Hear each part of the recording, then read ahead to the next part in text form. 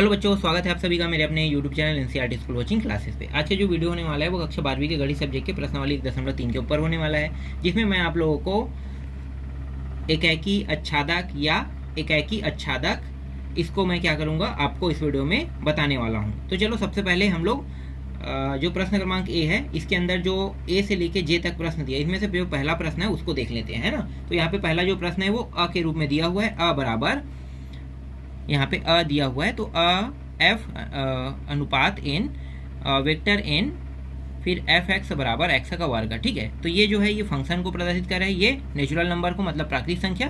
तो एन का जो मान होता है वो क्या होगा, 1 2 3 4 5 इस तरीके से बढ़ते जाएगा, ठीक है। ये जो एन है यही बताना चाह रहा है कि ये क्या है, नेचुरल नंबर मतलब प्राकृतिक संख्या है। अब हल करते हैं प्रश्न को, चलो शुरू करते हैं हल।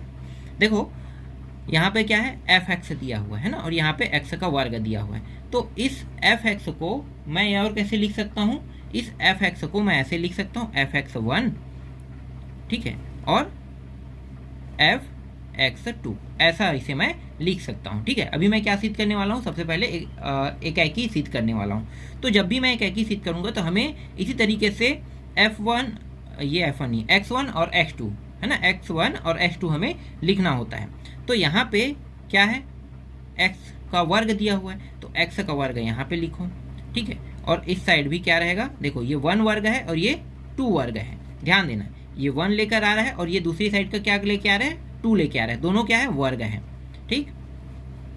अब इन दोनों से मैं वर्ग हटा देता हूँ, तो x1 से वर्ग हटाऊंगा तो x1 रहेगा, लेकिन दूसरे साइड जो दूसरे साइड दिया हुआ है ना x2, यहाँ पे आ जाएगा प्लस माइनस आ जाएगा, ठीक है, और x2 इस तरीके से यहाँ पे आ जाएगा। इसका मतलब क्या होता है, इसका मतलब ये होता है कि एक बार प्लस एक बार माइनस होगा कि नहीं, एक बार प्लस एक बार माइनस।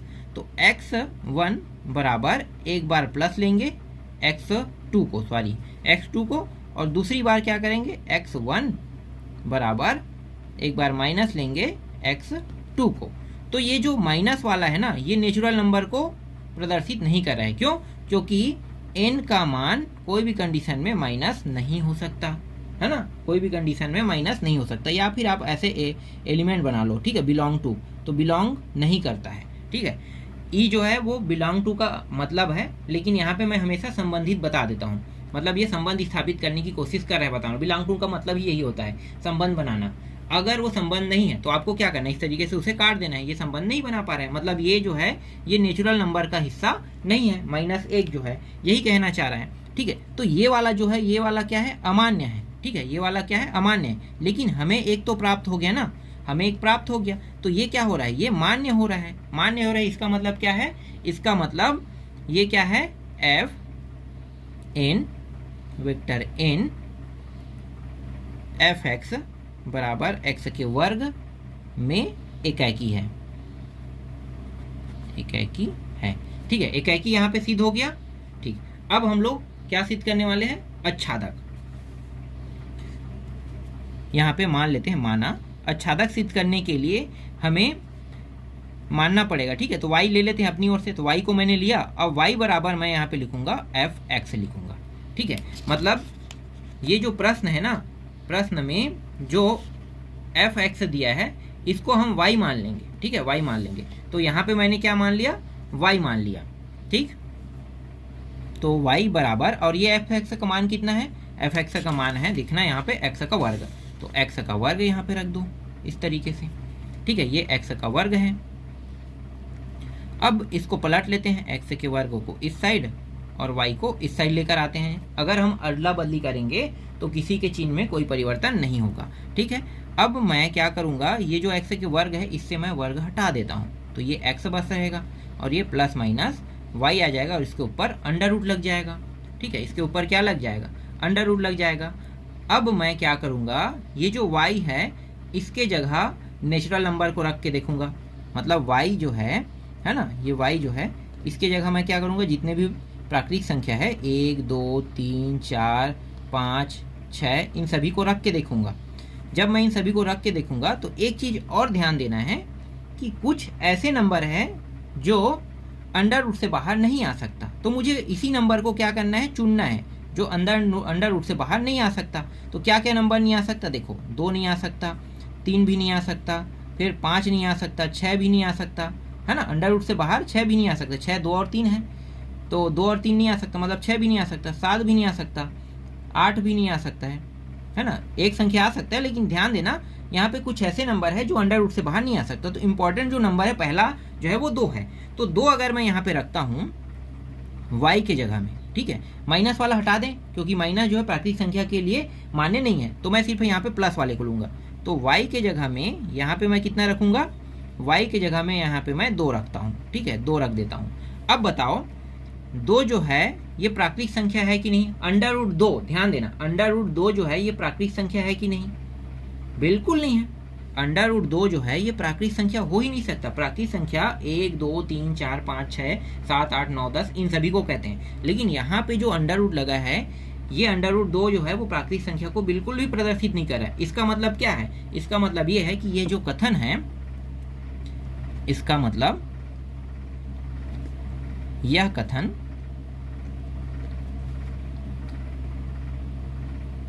अच्छादक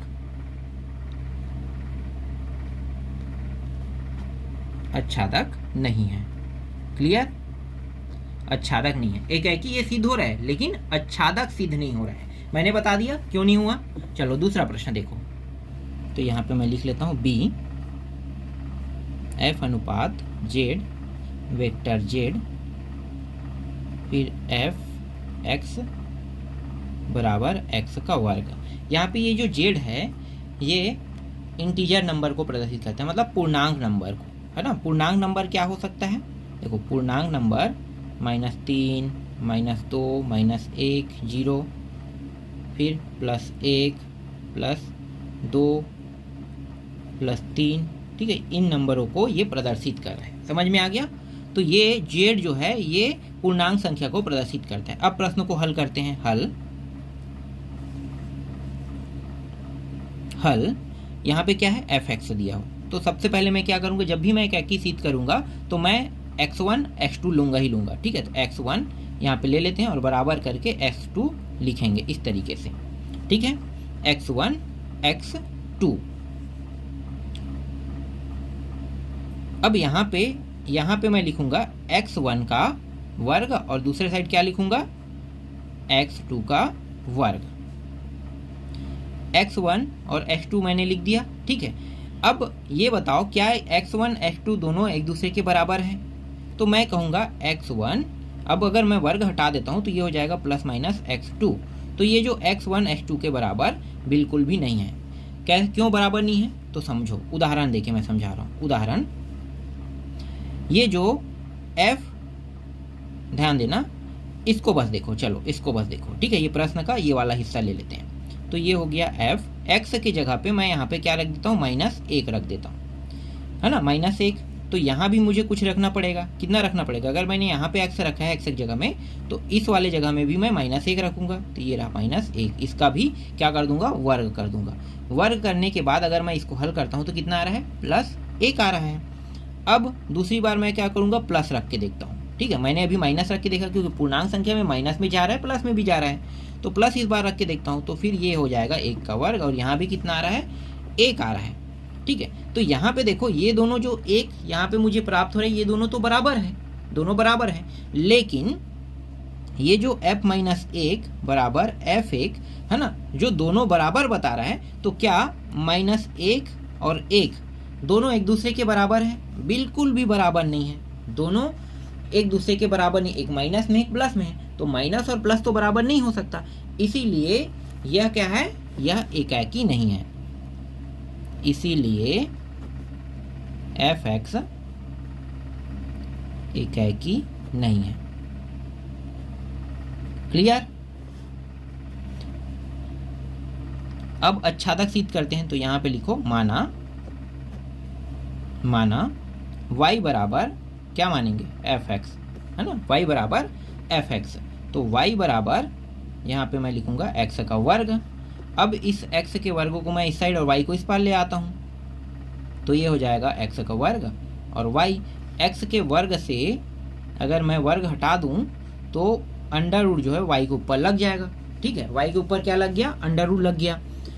अब मैं y का मान क्या रख सकता हूँ, y का मान तो ध्यान देना y का मान, ठीक है, पूर्णांक संख्या, देखो ये प्लस माइनस है ना, दोनों है, तो y का मान मैं माइनस में भी रख सकता हूँ, प्लस में भी रख सकता हूँ, दोनों में रख सकता हूँ, ठीक है, प्लस में भी और माइनस में भी रख सकता हूँ। तो एक चीज़ ध्यान देना, मैं ऐसा कौन सा मान है जो नहीं रख सकता y की जगह पे?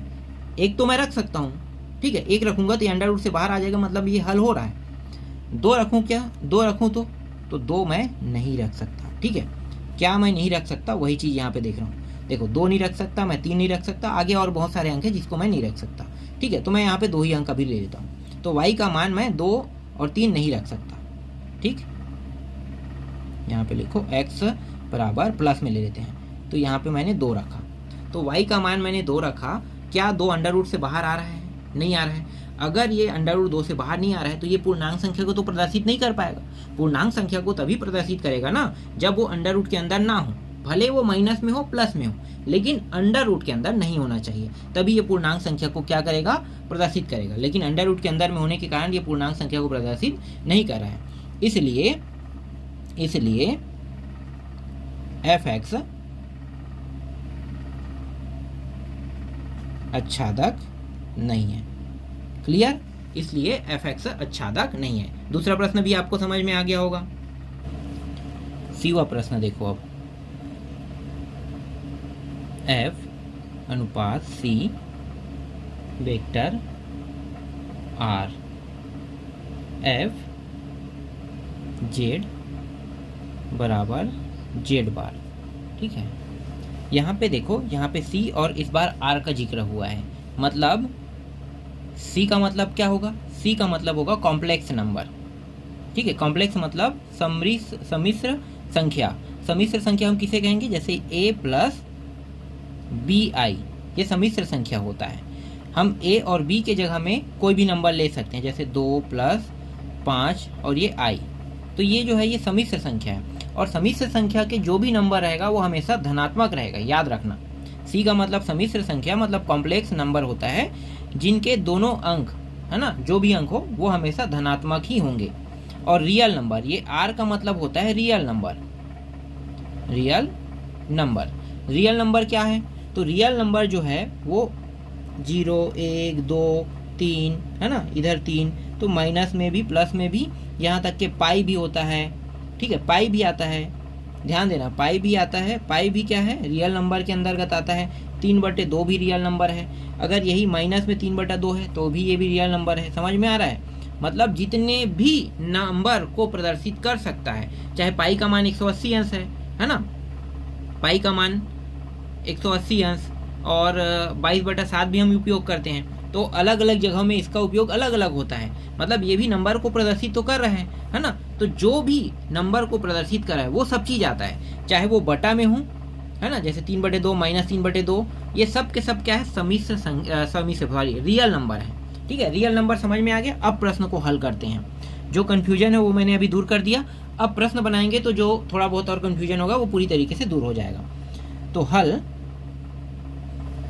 यहाँ पे क्या दिया हुआ है? देखो fz दिया हो ना, तो इसी को मैं लिखूंगा fz 1, है ना। जब भी हम एकांकी सिद्ध करते हैं एकाकी, तो हमें z1 z2 लिखना है। जैसे x रहता है तो x1 x2, तो यहाँ पे मैं क्या करूँगा? z1 z2 लिखूंगा, ठीक, z1 z2। अब बार के अंदर ये क्या है?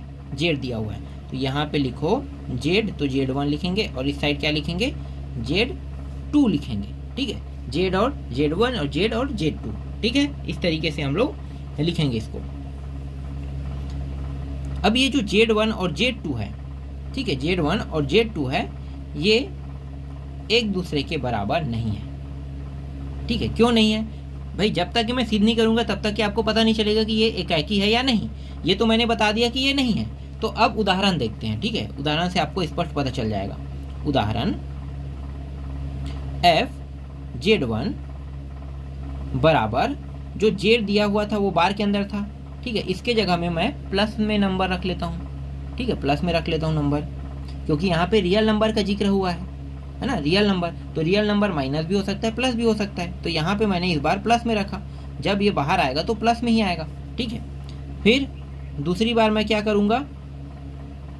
ये जो z2 है इसके जगह में फिर जेड रहेगा, है ना, मतलब ये Z1 है, ये Z2 है, लेकिन इस बार मैं इसके जगह में -1 रख रहा हूँ, मतलब यहाँ भी -1, यहाँ भी -1, यहाँ पे मैंने माइनस नहीं लिया, Z लिख दिया, ठीक है। इसे सुधार लेना, यहाँ पे 1 आएगा, यहाँ भी 1 आएगा, फिर ये 1 आएगा, फिर ये -1, फिर -1, फिर माइनस आएगा, फिर बराबर 1 आएगा। तो देखो ये दोनों जो नंबर है वो समान प्राप्त हो रहा है ना, दोनों नंबर जो है समान प्राप्त हो रहा है।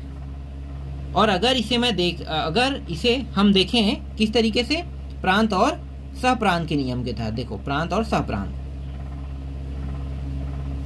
तो यहाँ पे मैंने क्या रखा है, नंबर 1 और -1 रखा है ना। रियल नंबर को अगर देखें तो रियल नंबर में 1 और -1 मैंने रखा है, और -1 और 1 दोनों का इमेज मुझे कितना प्राप्त हो रहा है, 1 ही प्राप्त हो रहा है, 1 ही प्राप्त हो रहा है, 1 का भी इमेज 1 प्राप्त हो, देखो ना उत्तर कितना आ रहा है, 1 आ रहा है, इसका भी 1 आ रहा है, मतलब 1 और -1 का इमेज कितना आ रहा है, 1 आ रहा है। और मैंने पहले ही बताया था कि अगर कोई एकाकी अगर सिद्ध होगा तो ये तभी सिद्ध हो पाएगा जब एक नंबर जो दूसरे वाले सहप्रांत है उसके एक नंबर के साथ ही ये क्या करे, रिलेशन बनाए। लेकिन ये तो सहप्रांत के जो एक नंबर है ये प्रांत के 2 नंबरों के साथ रिलेशन बना रहा है, इसलिए ये एकाकी तो हो ही नहीं सकता।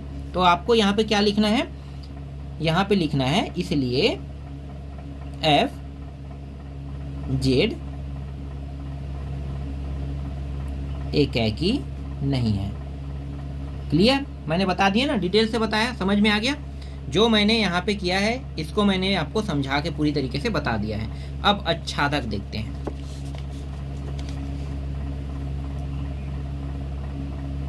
माना, ठीक है, अच्छादक सिद्ध करेंगे तो माना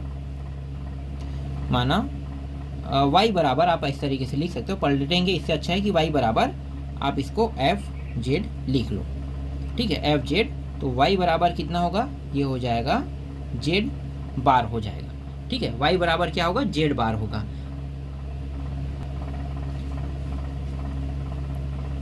अब इसको पलट लेते हैं Z बार को, ठीक है, Z बार को मैंने पलट लिया और ये y आ गया, ठीक है। अब y के क्या क्या मान रख सकते हैं, y रियल नंबर है, ठीक है, y क्या है, रियल नंबर है। अगर ये रियल नंबर है y, ध्यान देना, ठीक है, y रियल नंबर है तो y का जो मान रहेगा, है ना, वो 1 भी रहेगा, 1/2 भी रह सकता है, फिर पाई भी रह सकता है, फिर -1 भी रह सकता है, 0 भी रह सकता है, ठीक है, प्लस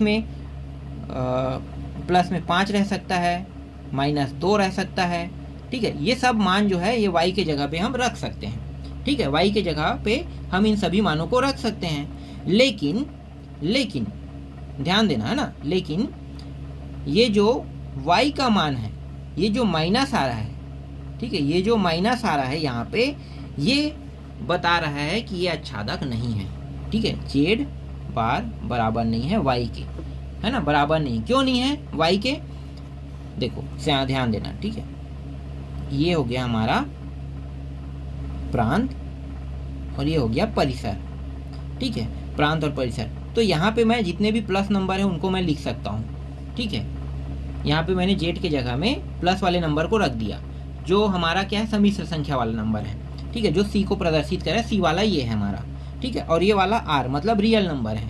अब रियल नंबर का नंबर क्या है, देखो 1, ठीक है, -1, -2, 1/2। तो यहाँ पे देखो अगर ये रिलेशन बना रहा है, देखो ये रिलेशन बना रहा है ना, ये चलो 2 से 2 रिलेशन बना रहा है, ठीक है, अच्छादक के नियम के तहत तो सीधा रिलेशन बनाना है, सीधा तो रिलेशन बना भी नहीं रहा है, और चलो बना भी लेता है सीधा नंबर को हम सीधा रख देते हैं, 1 2 3 4 जैसे यहाँ पे वैसे ही रख लेते हैं। तो ये जो माइनस वाला नंबर है, ये माइनस वाला नंबर है, ये कहाँ जाएगा, है माइनस वाला नंबर कहाँ जाएगा बताओ, माइनस का तो होना ही नहीं चाहिए, है ना, माइनस का नंबर यहाँ पे होना ही नहीं चाहिए, लेकिन यहाँ पे माइनस का नंबर यहाँ पे मौजूद है, ठीक है, माइनस में नंबर मौजूद है,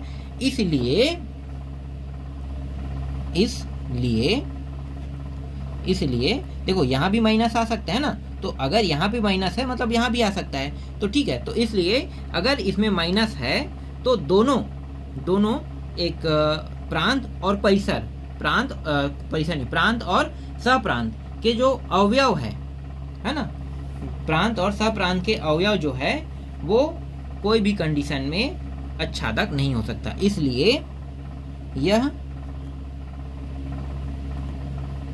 आच्छादक नहीं है, नहीं है, ठीक है, इसलिए यह फलन आच्छादक नहीं है। क्लियर हुआ? मैंने इसको भी आपको समझा दिया। ठीक, अब यहाँ पे देखो डी वाला जो प्रश्न है, ये डी वाला F in vector in F x बराबर एक्स का 3 घात है। ठीक है, तो ये प्रश्न तुम लोगों से बन जाएगा कि नहीं बन जाएगा? बन जाएगा। ठीक है, अभी इससे पहले जो ए वाला है उसमें मैंने एक्स के 2 घात वाला समझाया था। तो भाई घात 3 हो जाने से क्या ये प्रश्न के हल बदल जाएंगे? नहीं बदलेगा ना। तो जैसे घात 2 है ना, वैसे ही घात 3 वाला बनेगा। तो इसको बना के देखना। डी के बाद आते हैं ई में। ई वाला कौन सा है? एफ, ये जेड और ये जेड है। फिर एफ जेड बराबर जेड नहीं, यहाँ पे एक्स है। ठीक है, ये एफ एक्स है और यहाँ भी क्या है?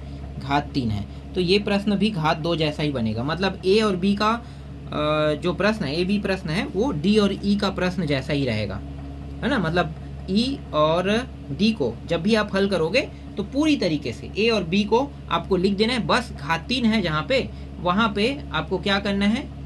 मतलब जो शुरू में घात 2 है उसको घात 3 कर देना। बस यही चीज देखना है। ठीक है, अब एफ को देखो। एफ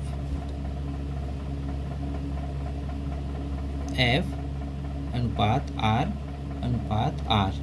ठीक है, ये दोनों इस बार रियल नंबर है। दोनों क्या है? इस बार रियल नंबर है।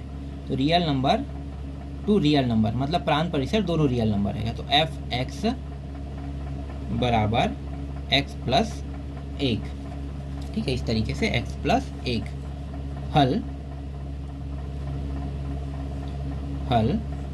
एफ एक्स 1 बराबर एफ एक्स 2। तो एफ एक्स का मान ये है, तो एक्स की जगह पे अगर मैंने 1 रखा है तो यहाँ भी 1 आके यहाँ पे लिखा जाएगा इसको एक्स 1 प्लस 1। और यहाँ पे अगर x2 है तो x2 लगा के मैं यहाँ पे इसको लिखूंगा x2 प्लस 1। देखो 1 और 1 दोनों में है, तो दोनों में 1 1 होने के कारण ये क्या हो जाएगा? कट जाएगा। तो x1 बराबर x2 हो जाएगा। तो x1 x2 के बराबर है। इसका मतलब क्या है? इसका मतलब ये है कि जो x है इसके जगह में रियल नंबर का मैं कोई भी नंबर रखूं तो ये प्रांत के नंबर जो है वो परिसर के नंबर के साथ क्या करेगा? संबंध स्थापित कर लेगा। ठीक है, संबंध स्थापित कर लेगा। तो जो रियल नंबर है ना, रियल नंबर कुछ भी हो सकता है। तो चलो मैं सिंपल नियर नंबरों को लिख लेता हूँ, 1 2 3, इस तरीके से मैं दोनों को लिख लेता हूँ। इसका मतलब ये हुआ, सिंपल अगर मैं लिखता हूँ तो 1 2 3 संबंध बना रहा है, 1 2 3, इस तरीके सिंपल संबंध बना रहा है। देख लो, मैंने सिंपल संबंध के बाद आपको बता दिया कि ये दोनों जो है, जैसे एक का मान मैं 1 रखता हूँ तो 1 आएगा, 2 का मान 2 रखता हूँ 2 आएगा, 3 का मान 3 रखता हूँ 3 आ रहा है। ठीक है, जो दोनों एक दूसरे के बराबर जो है वो बताते जा रहा है। इसका मतलब क्या होगा? इसका मतलब ये होगा कि यह फलन जो है वो क्या है? एकाकी है। इसलिए एफ एक्स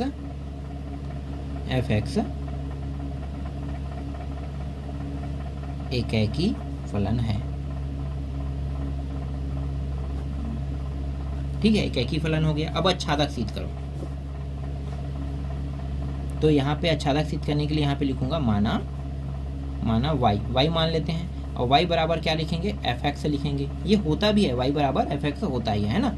तो y बराबर एफ एक्स का मान कितना है? x प्लस 1 है। अब मैं क्या करूँगा?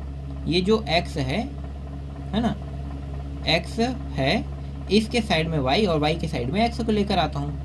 ठीक है, तो दोनों को अदला बदली पहले कर लो। तो पहले x प्लस 1 को इस तरीके से और y को, दोनों को मैंने अदला बदली कर लिया। चलो अब x को यहीं पे रहने देते हैं, अब 1 को इस पार लेकर आते हैं, तो y माइनस ये 1 हो जाएगा।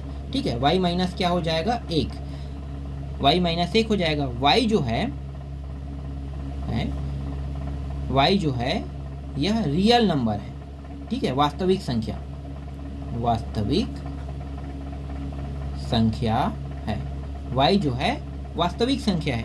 अगर y वास्तविक संख्या है तो y माइनस 1 भी, क्योंकि इसके साथ माइनस 1 लगा है, तो भाई माइनस 1 भी तो वास्तविक संख्या है। तो y माइनस 1 भी क्या होगा, वास्तविक संख्या होगा, वास्तविक संख्या होगा। ठीक है, y वास्तविक संख्या है तो y माइनस भी वास्तविक संख्या होगा,